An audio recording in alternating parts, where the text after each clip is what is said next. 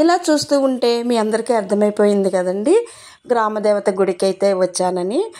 ఈరోజు నా వ్లాగ్ మా అమలాపురం గ్రామదేవత సుబ్బాలమ్మ తల్లి గుడిలో పరకామణి సేవ. Hi everyone, welcome to Shashi vlogs. Amalapuram Subbalamma తల్లి గుడిలో పరకామణి సేవ అంటే హుండీ లెక్కింపు అన్నమాట. ఈ సేవకి మా గురువుగారు శైలజ మేడం గారి ఆధ్వర్యంలో మేమందరం పరకామణి సేవకి సుబ్బాలమ్మ తల్లి గుడికి వచ్చామన్నమాట. ఈ సేవకి ముందు మేము గుడిలో లలితా పారాయణం చేశాము. సుబ్బాలమ్మ తల్లి గుడిలో సంవత్సరాది నాడు జాతర జరుగుతుంది, అమ్మవారి తీర్థం అన్నమాట. దాని తర్వాత హుండీ లెక్కింపు అన్నది ఉంటుందన్నమాట. గ్రామదేవత అనగానే ఆ గ్రామాన్ని అంతటిని, ఆ ఊరిని అంతటిని రక్షించే దేవత కదండి. మా సుబ్బాలమ్మ తల్లి కూడా చాలా చల్లని తల్లి, మహిమగల తల్లి. రండి మరి మా సుబ్బాలమ్మ తల్లిని కూడా ఒకసారి లోపలికి వెళ్ళి దర్శనం చేసుకుందాం. ఇక్కడ కూర్చున్నటువంటి వారే మా గురువు గారైన శైలజ మేడం గారు. ఇక నేనైతే గుడి లోపలికి వెళ్ళిన తర్వాత మా మేడం గారికి హరే శ్రీనివాస అని చెప్పి లోపలికి వెళ్ళి సుబ్బాలమ్మ తల్లి పాదాల మీద పడి శరణు వేడుకున్నాను. తల్లిని చూడగానే అలౌకికమైన ఆనందానుభూతి కలిగింది. లోకానికి అంతటికీ రక్ష అమ్మే కదా. అలాంటి తల్లి గుడిలో హుండీ లెక్కిస్తున్నాము అనగానే నాకు ఒక అలౌకికమైన ఆనందానుభూతి కలిగిందండి. ఇక లోపలికి వెళ్ళి అమ్మని దర్శనం చేసుకున్నాను కదా. మీరు కూడా ఒకసారి మా సుబ్బాలమ్మ తల్లిని దర్శించుకోండి.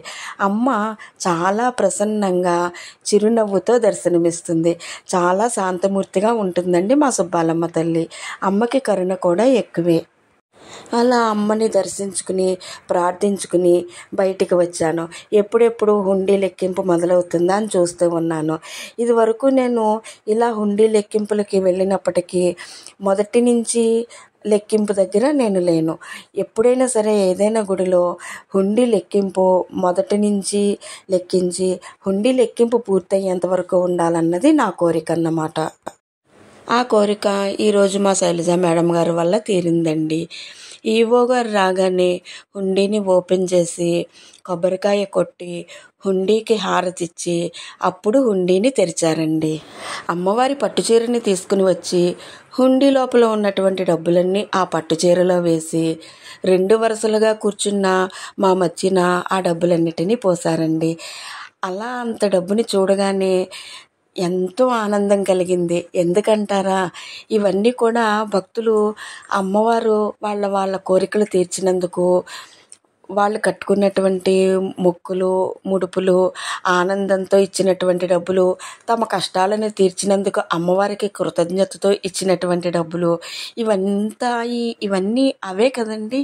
ఈ డబ్బంతా అదే కదా. అలా చూడగానే చాలా ఆనందం కలిగిందండి. డబ్బులన్నీ అలా మా ముందు వెయ్యగానే మేమందరం కూడా, మా భజన మండలి సభ్యులందరము కూడా ఆ డబ్బులకి ఒకసారి నమస్కారం చేసి సుబ్బాలమ్మ తల్లికి కూడా నమస్కారం చేసి డబ్బుని అయితే కేటాయించడం మొదలుపెట్టామండి.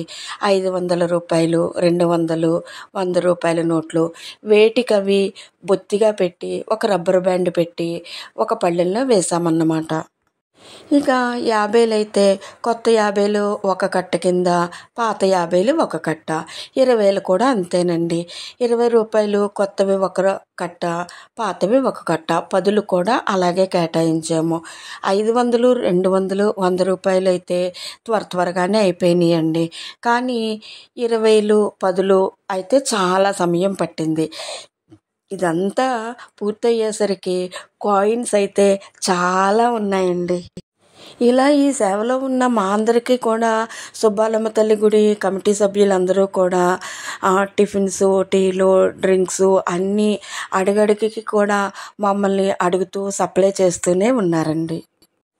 ఆడవాళ్ళమందరం కూడాను ఇలా డబ్బులన్నీ కేటాయించి దొంతర పెట్టి రబ్బర్ బ్యాండ్ వేసినటువంటి డబ్బుల్ని కొంతమంది మగవారు లెక్కింపు మొదలుపెట్టారండి. దాదాపుగా ఈ లెక్కింపు సమయం అంతా 5:30 గంటల పైనే పట్టిందండి. అంత సమయం కూర్చుని ఉన్నప్పటికీ కూడా ఎలాంటి అలసట లేదు. అసలు అంత వాటర్ తాగి డ్రింక్స్ తాగిన వాష్రూమ్ అవసరం కూడా రాలేదండి. అదంతా అమ్మవారి మహిమనే అనిపించింది నాకు. ఇక మా భజన మండలి విషయానికి వస్తే తిరుమల తిరుపతి దేవస్థానం ఆనంద తీర్థాచార్యుల గారి ఆధ్వర్యంలో ఉన్నటువంటి దాస సాహిత్య ప్రాజెక్టుకి సంబంధించినటువంటిదండి మా భజన మండలి. ఇలా భజన మండలిలో తరచూ ఎక్కడో అక్కడికి ఇలాంటి సేవలకైతే వెళ్తూనే ఉంటామన్నమాట. నోట్లు అయితే చాలా ఈజీగానే త్వరగానే కేటాయించగలిగాం కానీ అండి, చిల్లర మాత్రం కొంచెం కష్టమే అయ్యింది. కొంచెం సమయం ఎక్కువే పట్టింది.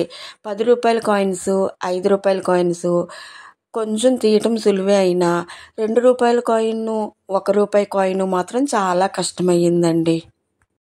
ఇలా కాయిన్స్ను కూడా వేటికవి కేటాయించిన తర్వాత కాయిన్స్ అన్నిటినీ 100 కాయిన్స్, 10 రూపీ కాయిన్స్ 100, అలా 100 చొప్పున మళ్ళీ లెక్కించి ఒక కవర్లో వేసి వేటికవి కేటాయింపు జరిగిందన్నమాట.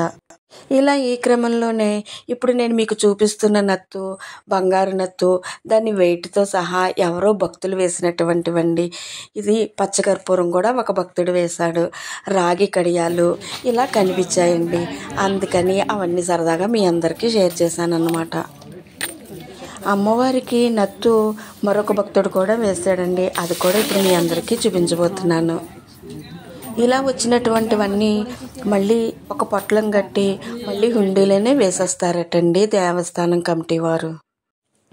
అలా లెక్కించిన డబ్బునంతటిని అలా కట్టలు కట్టి చిల్లరంతా ఇలా మూటలుగా కట్టి దేనికవి కేటాయించేశారండి. మరి చూశారు కదండి, మీ అందరికీ కూడా చాలా అంటే చాలా ఆనందం కలిగింది కదా. మరి మా సుబ్బాలమ్మ తల్లికి నమస్కారాల రూపంలో ఒక లైక్ని మాత్రం నాకు ఇచ్చేయండి.